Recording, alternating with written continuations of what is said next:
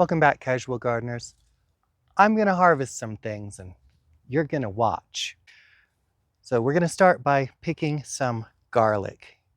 The way you know garlic is ready to pick is that the bottom 2 or 3 leaves have gone brown and it's looking a little sad. So this garlic is all ready to go. In fact, some of these plants, I'm a little late to the party. They should be fine because I've shut off the water to my automatic irrigation system. So I shouldn't have rotted the bulbs too much. I'm just gonna feel down to my bulb, give it a twist and pull it out. Garlic. My garlic is a little bit weird this year. I don't know whether it's due to growing conditions because we had a weird winter, or whether it's because of a disease. And so I'm not going to be saving any of these for seed garlic, which means I've got way more garlic than I need. I'm probably going to share it with some friends so they can have some free garlic to eat. We had a rough winter. It was dry, it was hot, and it was cold, and it was hot, and it was cold. I think that kind of messed them up a little bit. Ooh, this one got wet. How's it looking? Darn it. Yeah, it probably won't save very well. After I've picked all my garlic, I'm going to set it in a cool, dry place and just let it dry out for storage. If you're not storing your garlic, you can eat it right away. It doesn't have to dry out before you eat it. Not a bad garlic harvest, all things considered. Soft neck, hard neck. Next, I need to harvest some kohlrabi.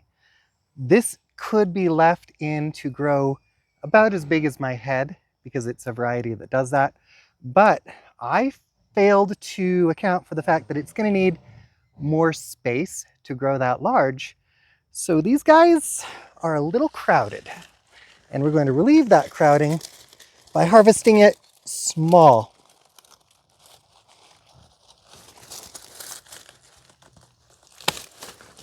And by small, I mean this big. Now the leaves of kohlrabi are technically edible, but I don't love them. They're a little bit tough. These are safe for most animals to eat. So if you've got a bearded dragon, this is bearded dragon food. If you've got chickens or sheep or goats or whatever, they can eat the leaves for you. You don't have to. The bulbs I find delicious, and I am going to eat them. Now before I take in my parts I will eat, I'm just going to go ahead and save myself a little effort by tearing off the leaves. And since I don't have any critters that eat the leaves, they're going in the compost. So this is the part I like to eat. These big, broad, beautiful cabbagey leaves do have a tendency of blocking water from penetrating down into your compost. I'm not worried about it right now because I just watered my compost, so there's nothing for it to block. But you are going to have better results if you chop this up with a shovel, either before or after you drop it in your compost. I'm going to let this dry out, and then I'm going to shovel it. So I've gotten all this food out of my kohlrabi patch, and it looks no different. I'm going to be so sick of kohlrabi this year. So you can cut it into sticks and eat it raw with dip. You can cut it really thin, like with a mandolin, and eat it like a leafy salad. You can cube it and fry it with your favorite seasonings and mix it into things. I've made pot pie with this. Work it into your casseroles that would otherwise use broccoli. You can use this any way you would use cabbage or broccoli. So it's pretty versatile. If you struggle to find things to do with it, it's probably a failure of your imagination, and you should feel guilty. Just kidding. I still have peas, and I also have some fava beans, but I'm not harvesting them right now because I'm going to use them for seed next year. So I'm letting my fava beans dry on the stalks, and I'm going to pick them dry and store them until spring. And I'm doing the same thing with my peas. They're not ready yet. No rush. It's not quite time yet to pick my zucchini, but it's getting close. I'm very excited to try this Mexicana variety. And look how dark and powdery mildew free these leaves are. This is a powdery mildew resistant variety. If you've been watching my channel, you know last year my zucchinis were lousy with powdery mildew. These guys are pristine. There are ants all over the flowers. If you know why that happens, let me know. They don't appear to be doing any harm, so I'm leaving them alone. And you can also see there's a little bit of grasshopper damage down on the older leaves, but the newer leaves are mostly fine. I could pick this tomato and take it inside to ripen, and it would taste vine ripened. It is at breaker stage, which is the point where all of the hormones it needs to do all of its things are present and ready to go. I'm going to leave it on this plant. And the reason I'm doing that is because I can.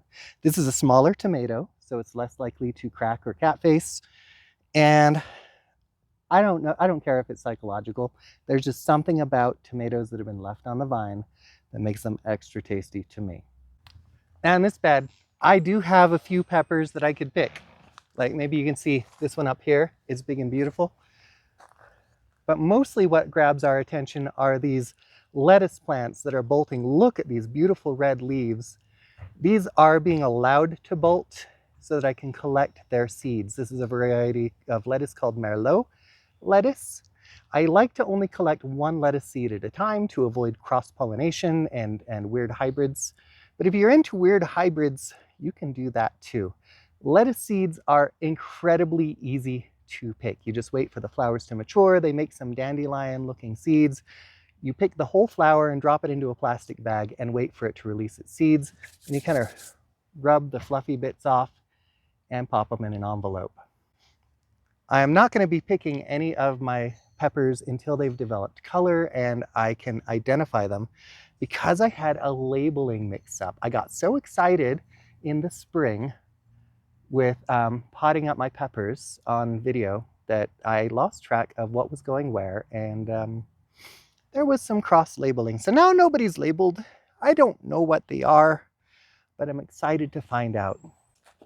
While we're on the subject of harvesting seeds, I'm going to show you how to save some columbine seeds. It's super easy. They're in these chicken foot looking seed pods.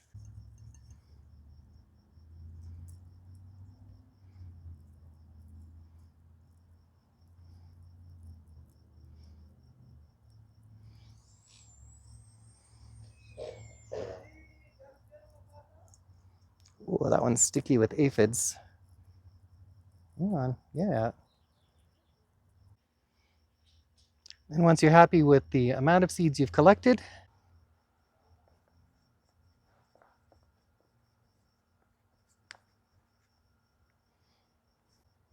and let's dump them in. What a lovely gift this is. I'm gonna give this to people who like flowers, or maybe start some in my greenhouse and giveaway starts. Well, I've got a year's supply of garlic cooling in a shady spot. I've got a whole bunch of kohlrabi I got to eat now. And I've collected about 5 packets of seeds from my columbines and my snapdragons. I can think of worse harvest days. What are you picking in your garden today? Let me know down in the comments. Like this video if you liked it, subscribe to my channel. Just do it whether you liked it or not. It's your punishment for something in your past that you'd rather not talk about. Don't put that in the comments. It's a terrible idea. Thank you so much for joining me here in my garden today. I hope you have a wonderful time in your own garden.